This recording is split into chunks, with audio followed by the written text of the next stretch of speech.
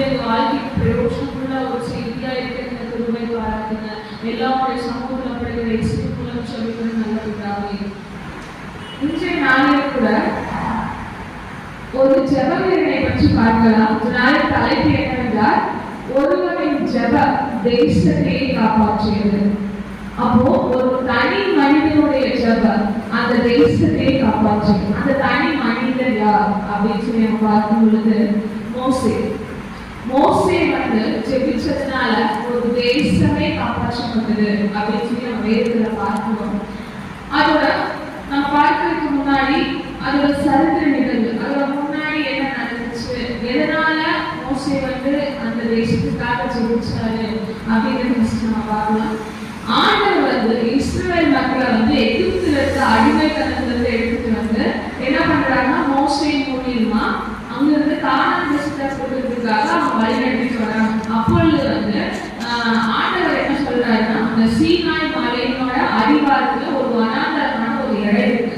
அந்த இடத்துல போய் அவங்க கூடாரம் போட்டுட்டாங்க சொல்றாங்க. ஸோ அதனால மோசே என்ன பண்றாருன்னா, அவங்க மோசே அந்த அடிமைத்தனத்துல மீட்டு செங்கடல் இரண்டாம் பிளந்து அந்த இடத்துல இருந்து கூட்டிட்டு அடுத்து என்ன பண்றாருன்னா, சீனாய் வனாந்தரத்துல தங்க வைக்கிறாரு. அந்த கீழ் அடிவாரத்துல தங்க வைக்கிறாரு.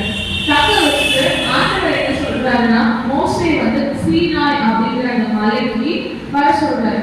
எதுக்காக அந்த மலைக்கு ஆண்டவர் வர சொல்றாரு அப்படின்னு சொல்லி பார்க்கும் பொழுது, அவர் 10 கட்டளை கொடுத்ததுக்கும் மேலும் என்னென்ன காரியங்கள் செய்யணும், எப்படி இருக்கணும் அப்படிங்கிறத ஆலோசனை சொல்வதற்கும், அதுக்கப்புறம் கூடாரத்தோட அமைப்பு எப்படி இருக்கணும் அப்படிங்கிறதுக்காகவும் ஆண்டவர் என்ன பண்றாருன்னா, மோசே அந்த சீனாய் மலைக்கு வர சொல்றாரு.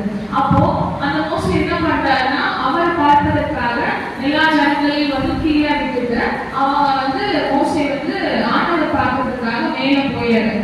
அந்த நேரத்துல என்ன ஆகுதுன்னா, அவர் மோசே என்ன பண்றாருன்னா, போய் பார்த்துட்டு அங்கிருந்து வர்றதுக்கு 40 நாள் ஆகும். சீனாய் வனாந்தரத்துல ஆண்டவருடன் பேசிட்டு அந்த மலையிலிருந்து கீழே வர்றதுக்கு 40 நாட்கள் ஆயிடுது.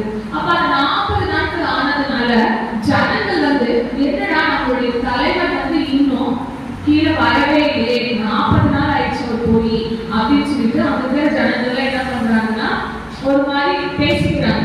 உடனே என்ன செய்யறாங்கன்னா, சரி அப்படின்னு சொல்லிட்டு அவங்களுடைய தங்க ஆபரணங்கள் எல்லாம் எடுத்துட்டு உருக்கி ஒரு கன்றுக்குட்டி, அதாவது ஒரு கன்றுக்குட்டியை செஞ்சு, இதுதான் நம்மளை எகிப்து தேசத்துக்கு இங்க கூட்டிட்டு வந்துச்சு அப்படின்னு சொல்லிட்டு அந்த தெய்வத்தை வணங்கிட்டு இருக்கிறாங்க. இதை ஆண்டவர் அறிவு. இப்ப பாத்தியா, மோசே எகிப்துக்கு கூட்டிட்டு வந்த ஜனங்களை என்ன செய்யறாங்க, அந்த கன்றுக்குட்டி தான் இந்த நம்ம எகிப்து தேசத்துக்கு கூட்டிட்டு வந்துச்சு அப்படின்னு சொல்லிட்டு அவங்க இந்த மாதிரி பண்ணிட்டு இருக்காங்க அப்படின்னு சொல்லிட்டு மோசே கிட்ட சொல்றாரு. அப்போ ஆண்டவருடைய மனநிலை எப்படி இருந்திருக்கும் இந்த நேரத்துல? அவ்வளவு கஷ்டப்பட்டு கானான் தேசத்துக்காக ஆண்டவர் என்ன பண்ற, அங்கிருந்து எல்லா விஷயங்களும் செஞ்சு கூட்டிட்டு வந்திருக்காரு. ஆனா இந்த ஜனங்கள் மோசே தாமதமானதுனால அந்த கன்றுக்குட்டி தான் நம்மளை காப்பாத்துச்சு அப்படின்னு சொல்லிட்டு அங்கிருந்து அப்படி சொல்லிட்டு இருக்காங்க. அப்போ ஆண்டவர் என்ன சொல்றாரு, மோசே எதனால எப்படி ஜெபிக்கிறாரு அப்படின்னு சொல்லி நம்ம பார்க்கலாம். யாத்திராகமம் 32ஆம் அதிகாரம் 7வது 8வது வசனத்துல நம்ம பார்க்கிறோம். யாத்திராகமம் 32:7-8. அப்பொழுது கர்த்தர் மோசேயை நோக்கி, நீ இறங்கி போ, எகிப்து தேசத்திலிருந்து நீ நடத்தி கொண்டு வந்த உன் ஜனங்கள் தங்களை கெடுத்துக் கொண்டார்கள். 8வது வசனம், அவர்களுக்கு நான் விதித்த வரையில் அவர்கள் சீக்கிரமாய் விலகினார்கள். அவர்கள் தங்களுக்கு ஒரு கன்றுக்குட்டியை வார்ப்பித்து அதை பணிந்து கொண்டு அதற்கு பலியிட்டு, இஸ்ரவேலரே, உங்கள் எகிப்து தேசத்திலிருந்து அழைத்து கொண்டு வந்த உங்கள் தெய்வங்கள் இவைகளே என்று சொன்னார்கள் என்றார். அப்போ இந்த இடத்துல ஆண்டவரும் மோசே எங்க இருக்காங்க அப்படின்னு நம்ம பார்க்கும் பொழுது மலையில இருக்காங்க. இந்த நேரத்துல அந்த கன்றுக்குட்டியை செஞ்சு அவங்கதான் தெய்வம் சொல்லி வணங்கிட்டு இருக்காங்க. அப்போ ஆண்டவர் என்ன சொல்றாரு, மோசே நீ இறங்கி போய் பாரு அப்படின்னு சொல்லிட்டு மோசே இடத்துல ஆண்டவர் சொல்றாரு.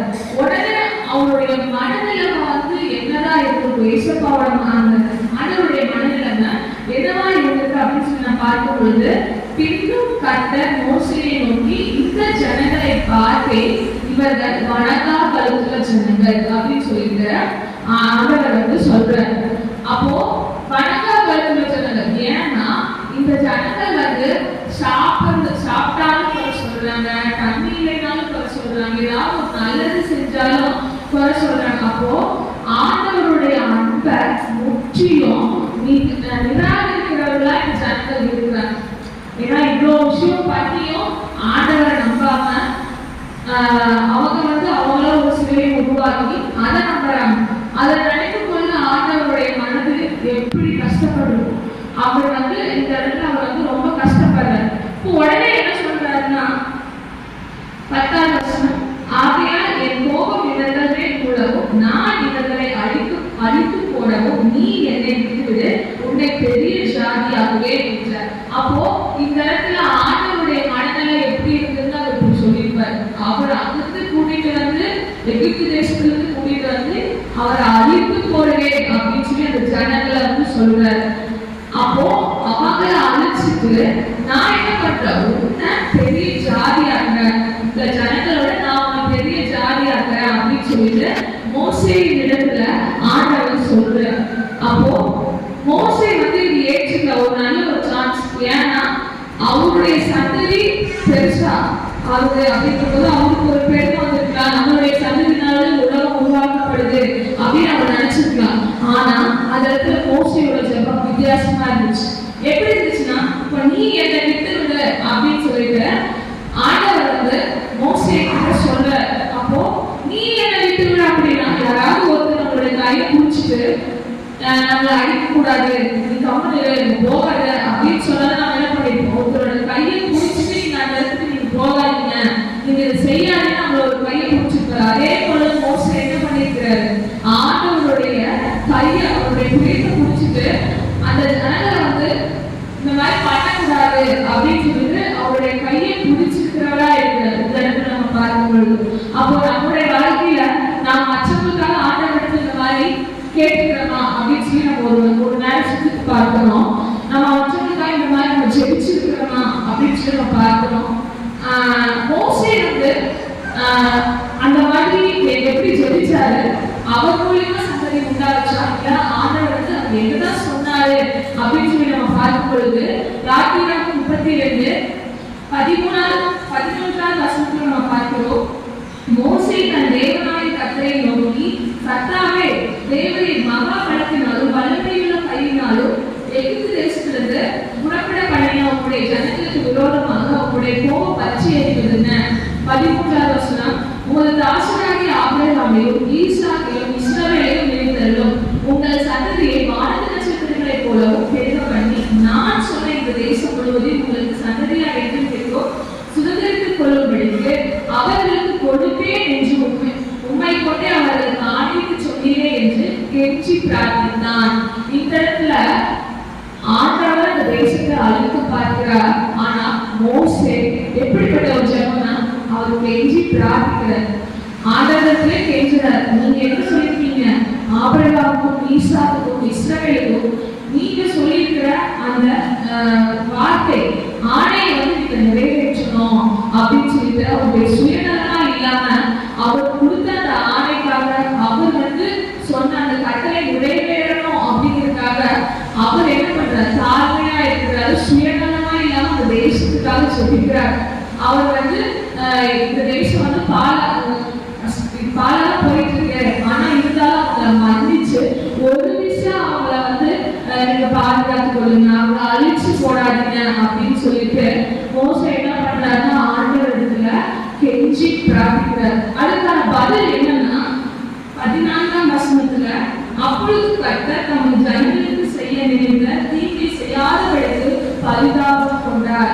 அப்போ மோசையோட ஜெபத்தை கேட்டு ஆண்டவர் என்ன பண்றாருன்னா பரிதாபம் கொள்றார்.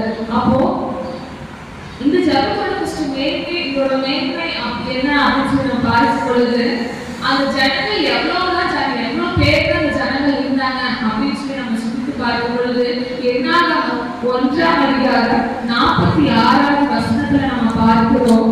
அந்த ஜனக்கூட்டம் எவ்வளவு பேரா இருக்கிறாங்கன்னா 6,35,550 பேரா இருக்கிறாங்க. அப்போ 6,35,550 என்பது குடும்பமா இருந்திருக்காங்க. அப்போ அத்தனை குடும்பம்னா ஒரு 24 லட்சம் மக்கள் அந்த இடத்துல வாழ்ந்திருப்பாங்கன்னு சொல்றாங்க. அப்போ அந்த 24 லட்சம் மக்களை பார்த்து ஆண்டவர் என்ன சொல்றாருன்னா, வணங்கா கழுத்துள்ள ஜனங்கள் அப்படின்னு சொல்லிட்டு அந்த இடத்துல அவர் சொல்லியிருக்காரு. அதே போல இவர்களை நான் அழிக்க போறேன், அந்த 24 லட்சத்தையும் அழிக்க போறேன் அப்படின்னு சொல்லிட்டு தேவன் சொல்லும் பொழுது மோசே என்ன பண்றாருன்னா, ஒரு தனி மனிதனா ஆண்டவரிடத்துல போய் கெஞ்சி ஜெபிக்கிறதுனால அந்த 24 லட்சம் மக்களும் உயிரோடு காப்பாற்றப்பட்டது. அதே போல ஒரு தனி மனிதனுடைய ஜெபம் அப்படிங்கும்போது ஒரு ஊரை காப்பாற்றும், ஒரு தனி மனிதனுடைய ஜெபம் ஒரு மாவட்டத்தை காப்பாற்றும், ஒரு தனி மனிதனுடைய ஜெபம் ஒரு மாநிலத்தை காப்பாற்றும், ஒரு தனி மனிதனுடைய ஜெபம் ஒரு தேசத்தையே காப்பாற்றும் அப்படிங்கும்போது இந்த இடத்துல நம்ம சிந்திக்க வேண்டிய ஒரு காரியம். அப்போ சபையில ஒரு காரியத்தை தான் சொல்லுது. அப்போ மோசே 6,35,500 பேருக்காக அந்த குடும்பங்களுக்காக ஜெபித்து அந்த குடும்பத்தை காப்பாற்றினாங்க, ஹெச்சி பிரார்த்தித்தாங்க.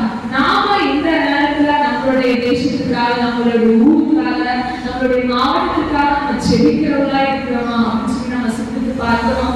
மோசையை போல இந்த காலகட்டத்துல ஜெபிக்கிற ஜெபவீரன் ஆண்டவரை கேட்டே இருக்கிறார். இன்னும் அவரு நம்ம இடத்துல கேட்கிறார், யாராவது ஒரு மணி நேரமாக இழுத்துட்டு கவனத்தாரா அப்படின்னு சொல்லிட்டு ஆண்டவரை சொல்றார்.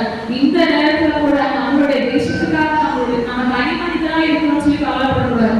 மோசே எப்படி தனி மனிதனாய் அந்த ஜனங்களுக்காக பிரார்த்தனை செஞ்சாரோ, இந்த காலகட்டத்துல நம்ம பார்க்கிறோம் சில வேலைகள்ல உலகம் இப்படி இருக்குது, உலகம் இப்படி போகுது, அழிவு போகுது, சீக்கிர நிலையில இருக்குன்னு சொல்லிட்டு நாம முழுமுழுக்கிறமே தவிர அதுக்காக நம்ம செபிக்கிறோமா அப்படின்னு சொல்லி நம்ம சிந்தித்து பார்க்கணும். இந்த நாளைக்கு தேவன் என்ன சொல்றாருன்னா, நாமளும் மோசையை போல செபிக்கணும், நம்மளுடைய தேசத்துக்காக நாம செபிக்கணும் அப்படின்னு ஆண்டவர் எதிர்பார்க்கிறவரா இருக்கிறார். அப்போ நம்ம மோசையை போல நம்ம செபிக்கும் பொழுது நம்மளுடைய தேசம் காப்பாற்றப்படும். எந்த ஒரு சுயநலம் இல்லாம நம்ம ஆண்டவரிடத்துல நம்ம தேசத்துக்காக நம்ம செபிக்கணும், நம்மளுடைய ஊருக்காக நாம தான் செபிக்கணும். இந்த இடத்துல கூட நம்மளுடைய தேவனுடைய திட்டம் என்னவா இருந்திருக்காங்கன்னா, நாம ஜெபிச்சாலும் ஊர் ரசிக்கப்படும் அப்படின்னா கூட இருக்கலாம். சோ அவங்களோட இடத்துல ஆண்டவர் ஒரு ஜெபத்துக்காக கேட்கிறார், நீங்க ஜெபிச்சமா நாம ஜெபிச்சமா அப்படின்னு சொல்லிட்டு மற்றவங்களை பார்க்காம கண்டிப்பா நம்ம அதிகால இடத்துல நம்மளுடைய குடும்பத்துக்காக ஜெபிக்கணும். அதே போல நம்மளுடைய ஊருக்காகவும், நம்மளுடைய மாவட்டத்துக்காகவும், நம்மளுடைய மாநிலத்துக்காகவும், நம்மளுடைய தேசத்துக்காகவும் ஜெபிக்கிறதுல எல்லாம் நம்ம இருக்க வேண்டும்.